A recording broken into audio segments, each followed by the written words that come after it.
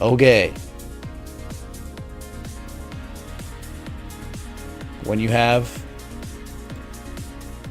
two diverging upsloping trend lines. Oh my God, man.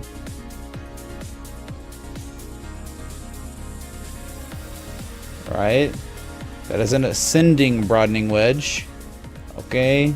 Okay. And then you got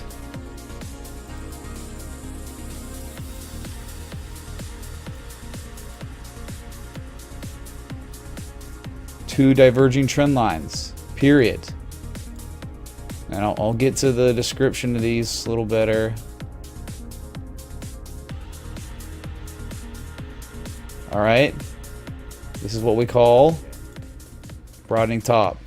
And then we have ourselves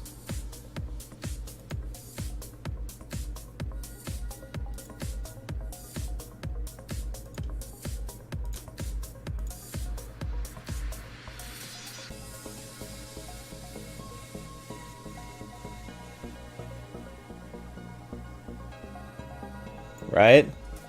So an ascending broadening wedge is defined by two upsloping diverging trend lines, the top trend line being more steep than the bottom one, even though the bottom one is still upsloping. Okay, so the broadening top, the description is two diverging trend lines. One is downsloping, one is upsloping. All right. Issues with supply and demand freaking out, right? It's normally in this context, if it's in an uptrend, it's a continuation, like a flag, like a bull flag. And then you have your right angled in ascending broadening formation, which is actually a bearish pattern. And it is not so much because of the demand involved with an asset. It is really because the buy wall is just overwhelming. And so when the buy wall, like clearly when the sellers try to push this price lower and they can't, then, you know, the sellers relent and the price pushes higher, right? And this probably wasn't the best look on the inside, but anything can happen. But normally what will happen is you'll run up to the top, the FOMO comes in, and then the demand dries up, you get exhausted, you show bearish divergence in your oscillators, and normally you just plummet to the bottom before eventually selling off, right? So these are the ascendings, the tops, the ascendings, right? Thanks. All right. So then you've got a descending broadening wedge, broadening bottom connect, if you will, right?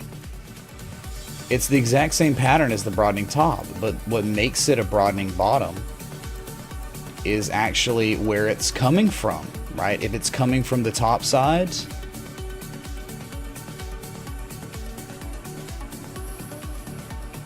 it's a broadening bottom, right?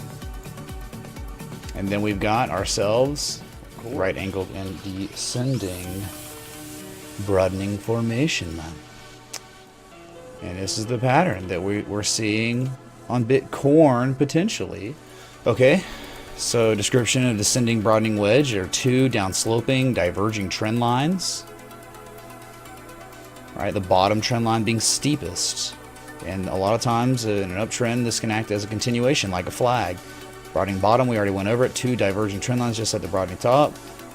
And you got the right angled in descending broadening form. And this would act as a bearish continuation in a lot of situations. And then you got the right angled in descending broadening formation, which can act as a bullish continuation pattern, which we just saw on REITs. Okay? Bueller, connect.